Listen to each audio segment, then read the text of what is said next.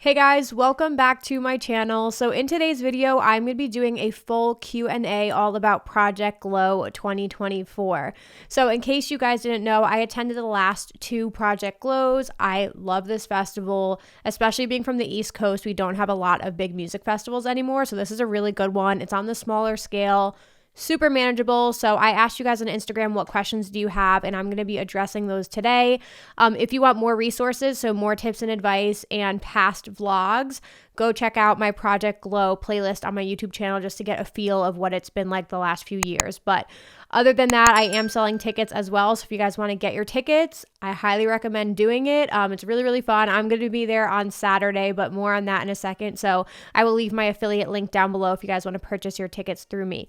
With that being said, let's dive into your questions. So question number one, are you going? Yes, I am going for the third year in a row. I am only going to do Saturday this year. I just wanted to do one day. I have a son now and, coverage is hard. So I was like, whatever, let me just see what day Lane 8 is playing and Tin Liquor is playing and I will go that day. And it was Saturday. So pumped about that. I'm going to talk about the lineup in a second, but I will be driving down from New Jersey. It's about 3.5, 4-hour drive. So not bad. Me and my girl, Vicky, we went together the first year, I think in 2022, and loved it. So yeah, I will be driving down. I will be going Saturday. We will also do a meetup because I want to see you guys. I'm not doing this for work or anything. I don't have interviews scheduled. I'm not going with Beatbox. I'm just going for fun. So I haven't done that in a long time.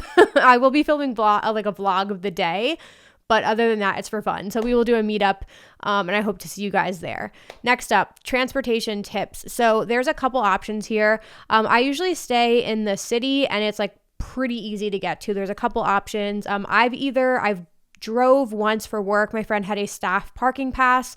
There are parking passes available for purchase. It's limited. So we're a little, over a month out right now. I would buy a parking pass if you guys plan on going that route. Rideshare, I've done rideshare, super easy. There's a little drop-off zone and pickup area. The way out, there was a little bit of a wait, but it wasn't too bad. So rideshare is definitely doable. There's also the subway. There's a subway station that literally drops you off right across the street. So that was a good option that we did one year as well. Just check the train times because I believe we made the last train going out of there and it dropped us off right back by our hotel. So subway is super easy and affordable. And then there's ADA parking and accessibility as well if you guys need that. So that is linked on their website and I will leave a link to that down below. Next question. Somebody said, is this festival worth it? What do I expect here? So everybody's opinion is different. This is what I'll say after the last 2 years. Again, it's a smaller festival. It is a parking lot festival. So just know that going into it. It's not in the forest. It's not a beautiful setting. It's a city festival. It's Washington, D.C. It's in a parking lot. So there's only so much they can do as far as transforming the vibe. However, it is Insomniac run. The production is great. They have changed things up the last 2 years. So there's two main stages. The big main stage which is the Eternal stage. And then the Pulse stage is kind of the second main stage. And that usually has different genre takeovers. It's a lot of house music. But the production is really great. And then there's a third stage, which is called the Secret Garden. The first year, I think it was just an art car. It was really small. Last year, they made it a little bit bigger. They had disco balls. It was a little vibier. It's all house music and local artists from the DC area. Very vibey. It's a cool crowd over there. So the production has stepped up.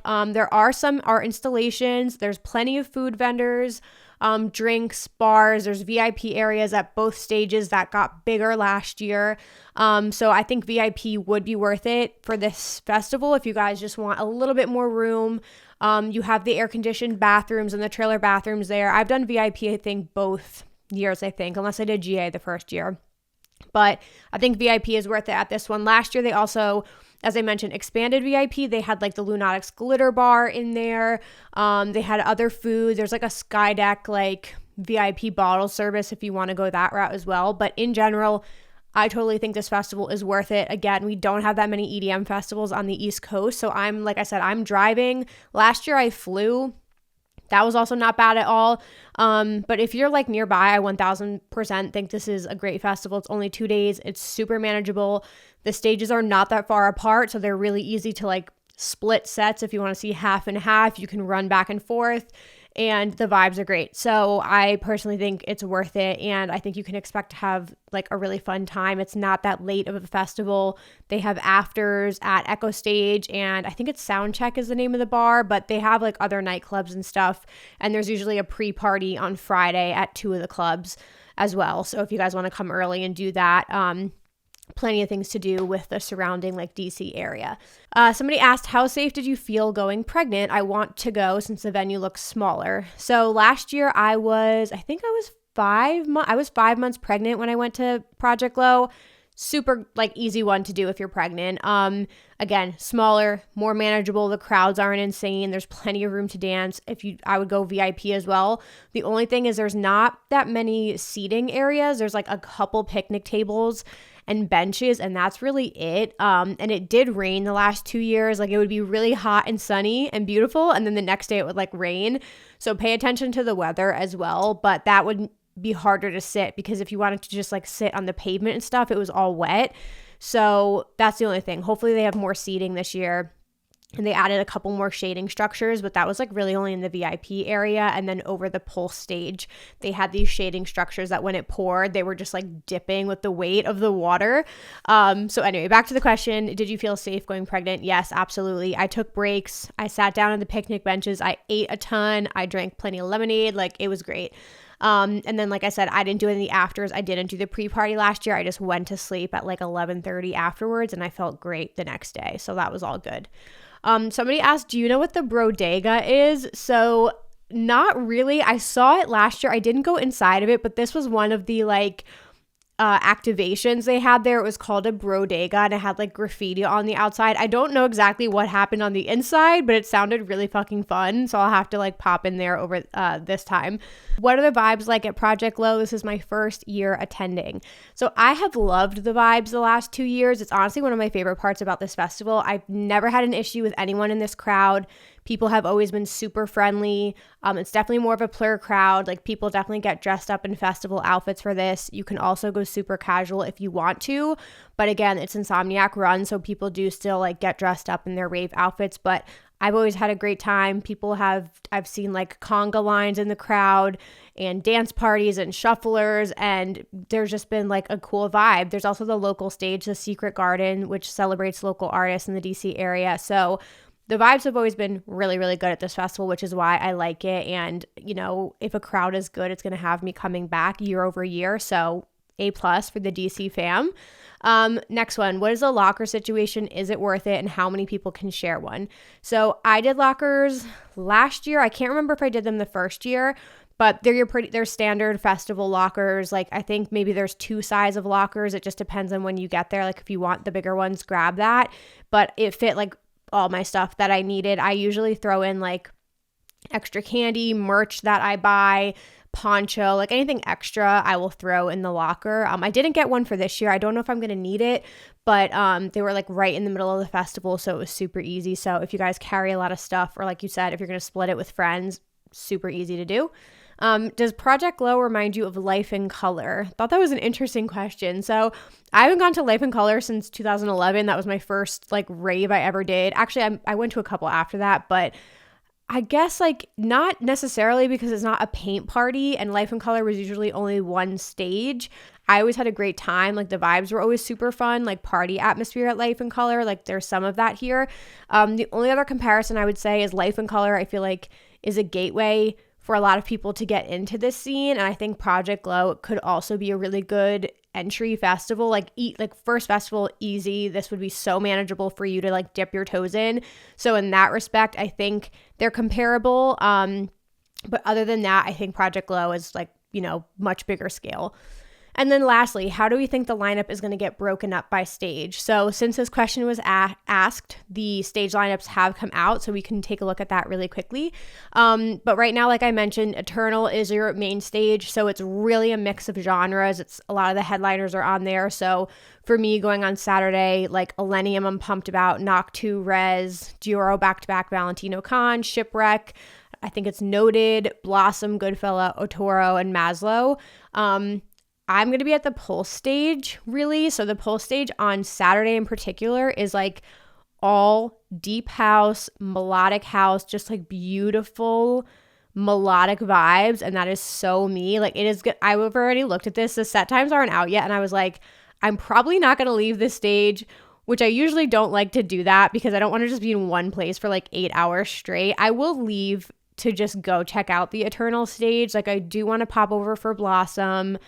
I don't think I've seen Knock 2, so I'd like to see a little bit of Knock 2, and then Illenium, I still have not seen in years. There's always like a conflict. Actually, I saw a little bit of his set at EDC 2022, but he's probably going to be the same time as Lane 8, so that's a huge conflict. But for me, like, these are kind of in the order of what they'll probably be in for set time. So Jarrow, back-to-back Marsh, Sultan and Shepherd, Nora and Pure, Tin Liquor, Lane 8. Like, the only one I might skip is like Nora because I've seen her a couple times, but the rest of those are like non-negotiables for me.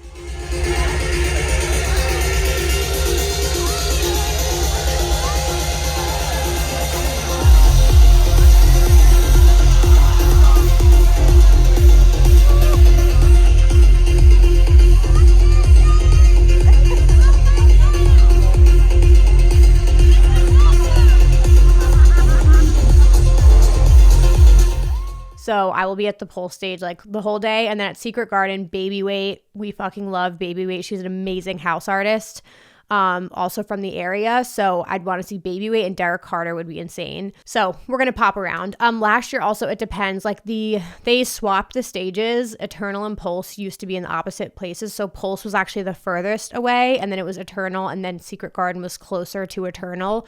So just keep that in mind. And then on Sunday, you guys, if you want, I would say on the main stage, Zed, you can't go wrong with Zed. Set the Sky for all like the feels. If you like pop punk mixed with like melodic bass and dubstep, that would be really fun.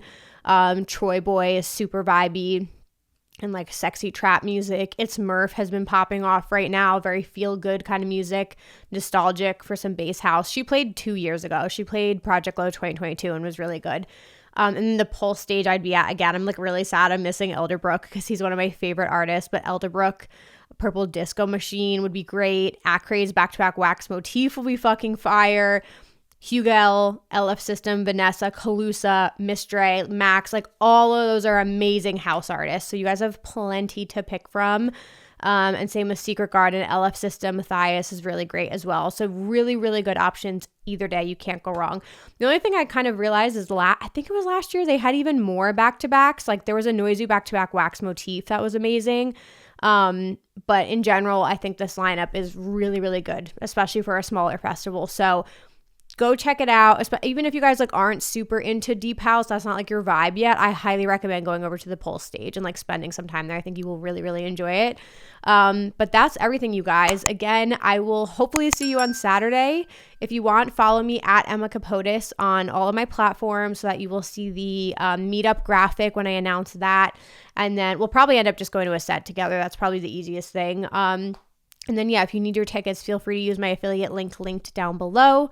Other than that, I will see you guys in my next video. Thanks, guys. Fall into you.